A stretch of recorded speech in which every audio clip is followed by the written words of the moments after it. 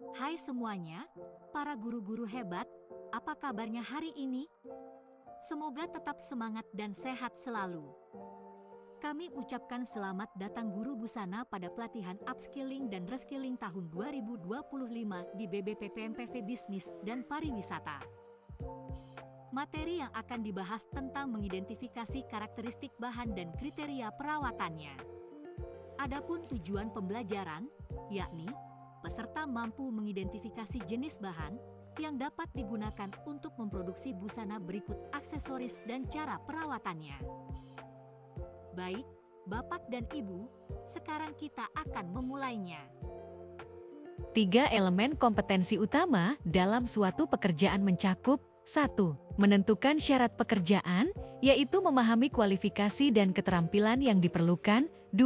Mengidentifikasi karakteristik bahan, seperti sifat fisik dan komposisinya yang memengaruhi penggunaannya. Dan yang ketiga, mengidentifikasi persyaratan perawatan bahan agar tetap dalam kondisi optimal dan sesuai standar. Syarat pekerjaan mencakup penerapan standar operasional prosedur (SOP) sebagai pedoman kerja, patuhan terhadap keselamatan dan kesehatan kerja. K3. Untuk mencegah risiko, penggunaan alat pelindung diri (APD) guna menjaga keselamatan pekerja, serta mengikuti instruksi kerja agar tugas dapat diselesaikan dengan efisien dan sesuai standar. Standar operasional prosedur (SOP) memiliki peran penting dalam dunia kerja, diantaranya menjaga konsistensi dalam menjalankan prosedur, menjadi alat training serta alat ukur kinerja karyawan, membantu mengetahui peran masing-masing SDM, meminimalisir kesalahan dalam pekerjaan, serta mengurangi beban kerja dengan panduan yang jelas dan sistematis. Standar operasional prosedur (SOP) mencakup berbagai aspek penting dalam operasional pekerjaan, antara lain jadwal operasional yang mengatur waktu kerja, jam kehadiran untuk memastikan kedisiplinan, kapasitas staf agar pekerjaan berjalan efektif, serta kebersihan guna menjaga lingkungan yang sehat. Selain itu, SOP juga mencakup manajemen pelanggan untuk meningkatkan pelayanan,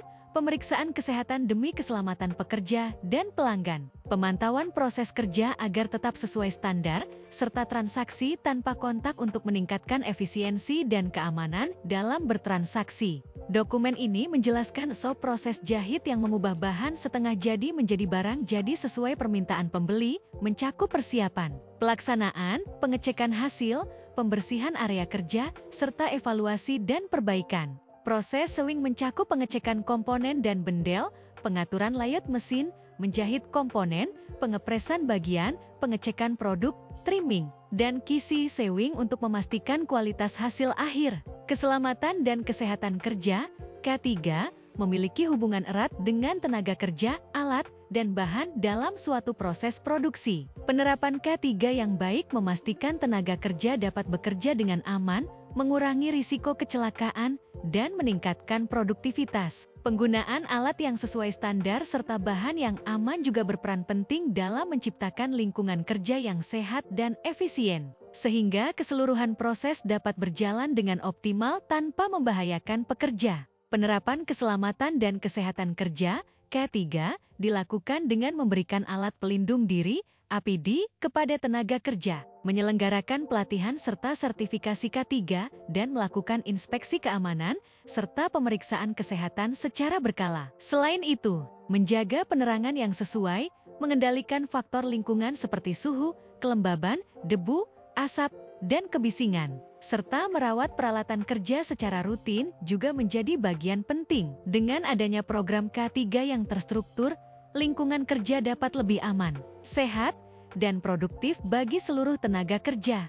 Instruksi kerja, IK, adalah sekumpulan langkah yang harus dilakukan seseorang untuk menyelesaikan pekerjaan dengan aman dan lengkap. IK dibuat sebagai pendamping standar operasional prosedur, SOP, dengan menjelaskan langkah-langkah instruksional secara lebih rinci dalam suatu kegiatan SOP. IK hanya berlaku dalam satu unit kerja, memastikan setiap proses dilakukan dengan benar dan sesuai standar yang ditetapkan. Karakteristik bahan dalam tekstil terdiri dari serat alami, serat buatan, dan serat campuran. Serat alami berasal dari hewan, seperti wol dan sutra. serta tumbuhan, seperti kapas dan linen. Sementara itu, serat tekstil buatan terbagi menjadi serat organik, seperti rayon yang berasal dari selulosa alami, dan serat sintetis, seperti polyester dan nilon yang dibuat dari bahan kimia. Kombinasi dari berbagai jenis serat ini menghasilkan tekstil dengan sifat yang beragam sesuai kebutuhan penggunaannya. Serat kapas terdiri dari beberapa bagian utama yang mempengaruhi karakteristiknya sebagai bahan tekstil. Bagian luar serat disebut kutikula,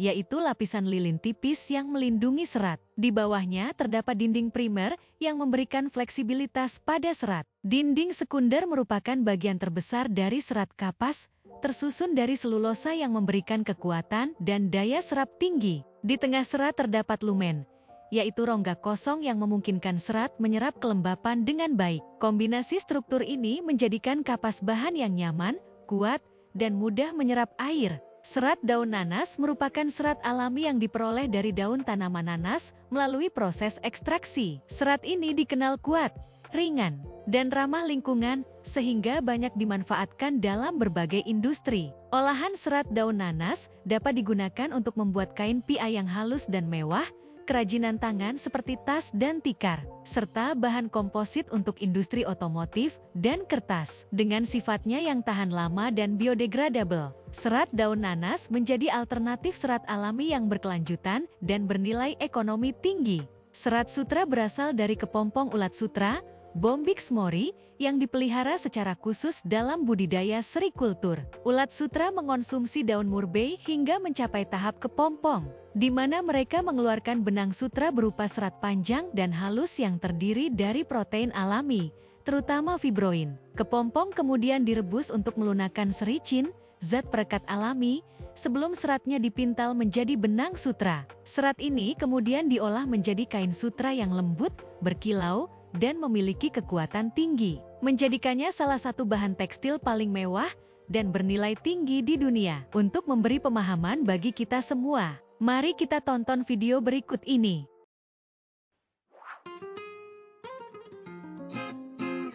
Sering disebut sebagai ratunya kain, sutra memang menjadi salah satu jenis bahan istimewa. Namun pernahkah kalian membayangkan dari mana kain sutra itu berasal? Sampai kemudian bisa digunakan untuk membuat pakaian. Kali ini Kepo akan mengajak kalian melihat proses terbentuknya bahan sutra. Semoga video singkat ini dapat menambah pengetahuan kita. Sebelum lanjut menonton, berikan dulu dukungan kalian pada kami, dengan cara like dan subscribe channel ini. Kain sutra sebenarnya termasuk ke dalam jenis bahan kain yang terbuat dari protein alami. Jenis sutra yang paling digemari adalah sutra yang dihasilkan oleh kepompong larva ulat sutra murbei. Usaha pemeliharaan ulat sutra ini biasa disebut dengan serikultur. Untuk menghasilkan sutra yang baik diperlukan ulat yang sehat, serta bahan makanan yang mendukung, yakni berupa daun murbei, tanaman asli dari China yang tersebar luas hampir di seluruh tempat, baik di daerah dengan iklim tropis maupun subtropis.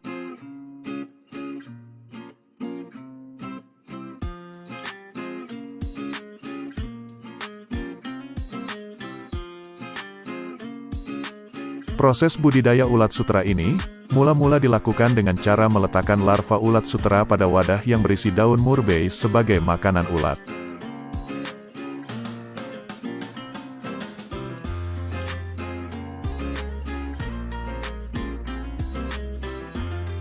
Bila ulat sutra sudah berubah warna menjadi kekuningan dan lebih padat, itulah tandanya ulat sutra akan mulai membungkus dirinya dengan kepompong, yang menjadi bahan dasar dari kain sutra.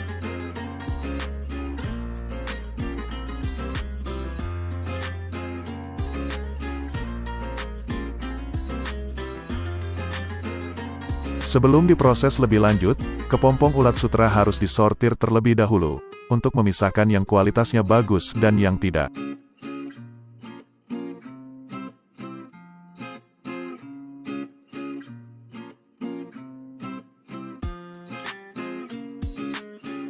Pekerjaan yang dilakukan pada bagian penyortiran meliputi pembersihan dan pengupasan serat-serat bagian luar kepompong, pemisahan kepompong yang besar dan kecil, serta pemisahan kepompong yang bagus dengan kepompong yang cacat dan kotor. Setelah disortir, kepompong harus direbus terlebih dahulu dengan air panas, yang bersuhu lebih kurang 95 derajat Celcius selama 1 hingga 2 menit, agar larva ulat di dalamnya mati. Proses ini juga bertujuan, agar ujung-ujung serat filamen sutera mudah dicari dan diuraikan menjadi benang sutera yang panjang.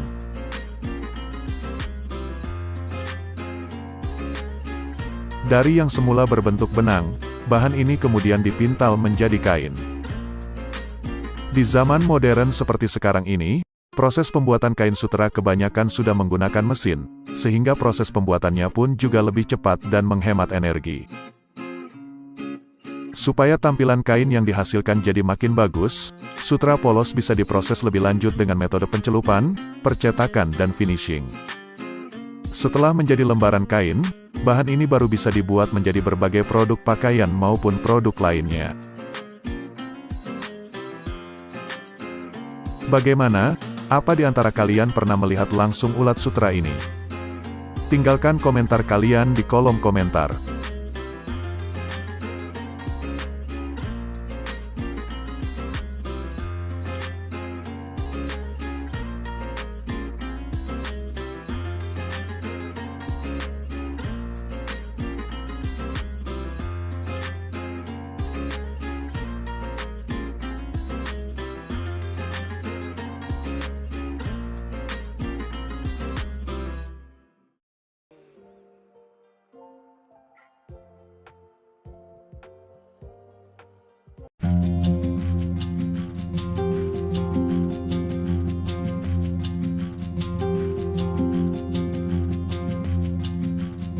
Walau hanya dengan melihatnya, mungkin kalian dapat menebak bahan dari sweater ini.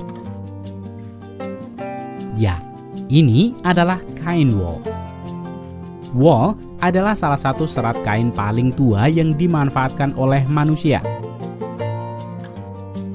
Bahan wool didapat dari bulu binatang, yang umumnya diambil dari domba atau biri-biri.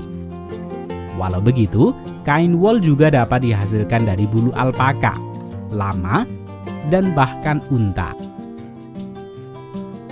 Kain wool bersifat anti air secara alami di bagian permukaannya. Hal ini membuat para pemakainya merasa tetap kering dan nyaman bahkan saat cuaca lembab. Kain wool memiliki banyak keunggulan dari bahan lainnya, di antaranya tahan lama, anti kerut, dan dapat menahan bentuknya dengan baik. Kain wool juga dapat menyerap kelembaban dan melindungi terhadap panas dan dingin. Itu sebabnya wool sangat ideal untuk pakaian seperti sweater dan mantel. Secara umum, wool dihasilkan dari bulu hewan yang telah dicukur, yang kemudian dibersihkan, dipilin untuk menjadi benang, dan kemudian dirajut menjadi bahan kain maupun sweater. Pada video kali ini, Rekayasa Produksi akan mengajak kalian melihat tahapan proses pembuatan wool.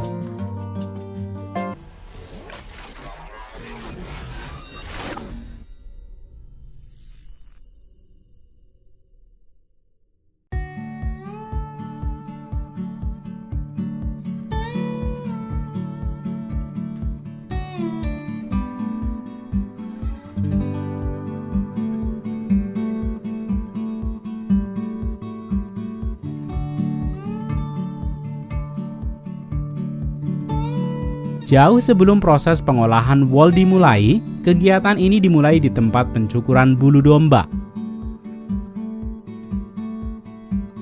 Domba dicukur menggunakan power shear untuk memastikan bulu dipotong dalam keadaan panjang yang utuh. Selanjutnya, pekerja lainnya akan bertugas menyortir bulu berdasarkan pada panjang, warna, gelombang, dan tekstur kehalusan.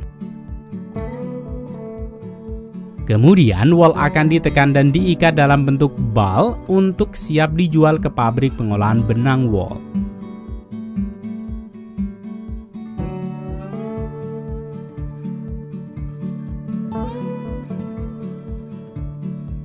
Bulu domba atau wool yang tiba di pabrik dalam bentuk bal terkompresi ini kemudian diproses selanjutnya oleh para pekerja yang akan melepaskannya dan memasukkan wol ke dalam mesin cuci besar dengan penambahan air panas dan deterjen untuk mengangkat minyak lemak wol dari bulu domba.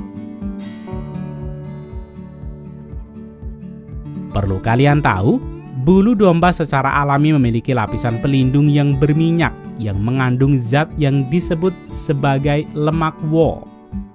Pada proses ini, lemak wol dari bulu domba ini akan diolah menjadi lanolin, yang merupakan produk sampingan alami yang digunakan dalam pembuatan kosmetik.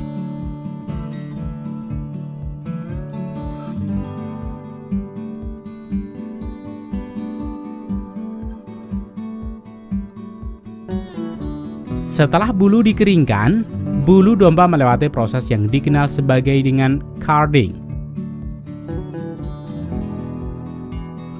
Bulu akan melewati dua permukaan yang berbentuk seperti parut, di mana kecepatan gerakan permukaan satu dan yang lainnya berbeda. Di sini serat wol akan diurai dan diluruskan dengan yang lain untuk menghasilkan tumpukan benang lurus yang siap untuk diproses lebih lanjut. Sementara ini adalah tampilan proses carding pada wol yang sudah diberi zat pewarna merah.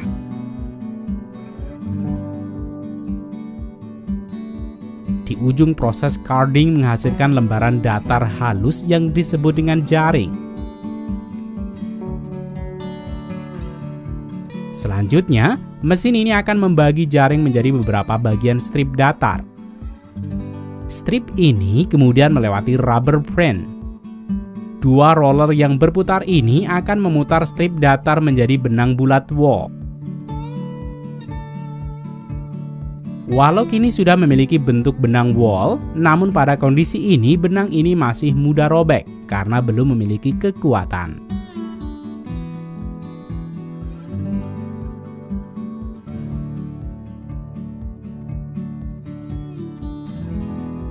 Proses selanjutnya adalah memasukkan robin atau bakal benang wol memasuki ke mesin yang disebut dengan spinning frame. Mesin ini akan meregangkan keliling dan memutarnya dengan erat menghasilkan benang wol yang kuat. Selanjutnya, benang dililitkan ke gelondong benang. Pemintalan ini memberikan kekuatan pada benang. Pada tahap ini, benang wol sudah siap untuk ditenun menjadi kain wol.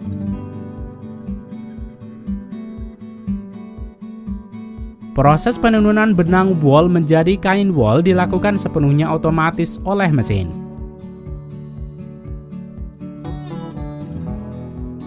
Pekerja hanya perlu menempatkan setiap warna wol pada tempat yang tepat. Dan kemudian mesin akan mulai menenunnya dengan menganyam setiap benang satu dengan lainnya. Proses ini terjadi begitu cepat. Loom dapat menyisipkan 400 helai per menit.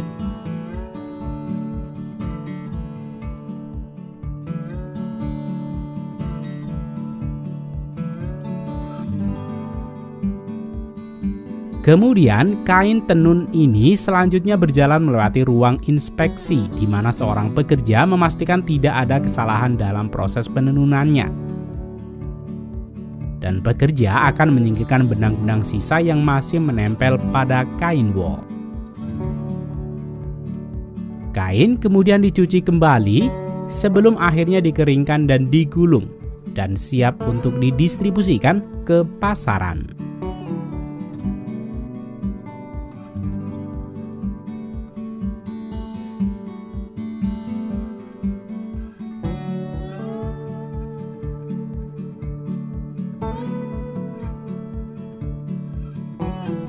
Tekstil yang beredar di pasaran sangat beragam, terdiri dari tekstil alami seperti kapas, sutra, dan wol yang berasal dari tumbuhan atau hewan, serta tekstil buatan seperti rayon, polyester, dan nilon yang diproduksi secara kimiawi. Selain itu, Terdapat tekstil campuran yang menggabungkan serat alami dan buatan untuk menghasilkan bahan dengan kelebihan masing-masing seperti kekuatan, kenyamanan, dan ketahanan. Tekstil di pasaran juga tersedia dalam berbagai bentuk seperti kain tenun, rajut, non-woven, dan kain teknis yang digunakan untuk keperluan industri maupun fashion sesuai dengan kebutuhan dan tren konsumen. Merawat pakaian dengan benar akan memperpanjang umur pakainya, yang secara langsung berdampak positif bagi lingkungan dengan mengurangi kebutuhan untuk membeli pakaian baru. Dengan demikian, kita turut menekan laju produksi tekstil yang berkontribusi besar terhadap jejak karbon industri mode. Selain itu, perawatan yang tepat juga membantu mengurangi jumlah limbah pakaian yang berakhir di tempat pembuangan, sehingga mendukung gaya hidup yang lebih berkelanjutan dan ramah lingkungan. Perawatan pakaian yang baik dimulai dengan memisahkan jenis warna dan bahan saat mencuci, agar warna tidak luntur dan bahan tidak rusak. Langkah ini membantu menjaga kualitas, bentuk, dan tampilan pakaian tetap awet lebih lama. Perawatan pakaian yang tepat meliputi pemilihan deterjen sesuai jenis bahan, mencuci dengan teknik yang benar agar serat tidak rusak, serta menghindari pengeringan berlebihan yang dapat menyebabkan pakaian cepat aus dan kehilangan bentuk aslinya. Menyimpan pakaian di tempat yang kering dan bersih sangat penting untuk mencegah pertumbuhan jamur, bakteri, serta kerusakan akibat kelembapan dan debu, sehingga pakaian tetap terjaga kualitas dan kebersihannya. Tips menyimpan pakaian dengan baik dimulai dari membersihkan lemari sebelum digunakan agar bebas dari debu dan kotoran. Pakaian sebaiknya dilipat rapi dan disetrika terlebih dahulu, sementara jenis pakaian tertentu seperti katun dan kemeja digantung dengan kancing terpasang untuk menjaga bentuknya. Sebaliknya, pakaian berbahan rajut dan wol lebih baik tidak digantung agar tidak melar. Pisahkan pakaian putih dan berwarna untuk menghindari kelunturan dan lepaskan kantong plastik dari pakaian karena dapat menjebak kelembapan. Simpan semua pakaian di tempat yang gelap, sejuk, kering, dan bersih untuk menjaga kualitas dan mencegah kerusakan. Almari pakaian tersedia dalam berbagai bentuk dan desain sesuai kebutuhan dan ruang yang tersedia. Seperti almari satu pintu yang cocok untuk ruangan sempit, 2 pintu untuk penggunaan umum, hingga 3 pintu atau lebih untuk penyimpanan yang lebih luas. Ada juga almari sliding door yang hemat tempat, almari gantung khusus untuk pakaian formal, serta almari dengan laci atau rak tambahan untuk menyimpan aksesori dan perlengkapan lainnya. Beberapa almari juga dirancang multifungsi dengan cermin atau meja rias terintegrasi, memberikan kenyamanan sekaligus efisiensi ruang. Sebagai penutup, penting bagi kita untuk selalu mengidentifikasi karakteristik bahan dan memahami kriteria perawatannya agar setiap produk yang kita hasilkan tetap berkualitas dan tahan lama. Ingatlah, keberhasilan dimulai dari pengetahuan dan kepedulian terhadap hal-hal kecil. Teruslah berkarya, karena setiap usaha yang dilakukan hari ini adalah investasi berharga untuk masa depan bangsa. Jangan takut mencoba, karena dari proses itulah kita akan tumbuh dan menjadi lebih baik. Sekian dan terima kasih.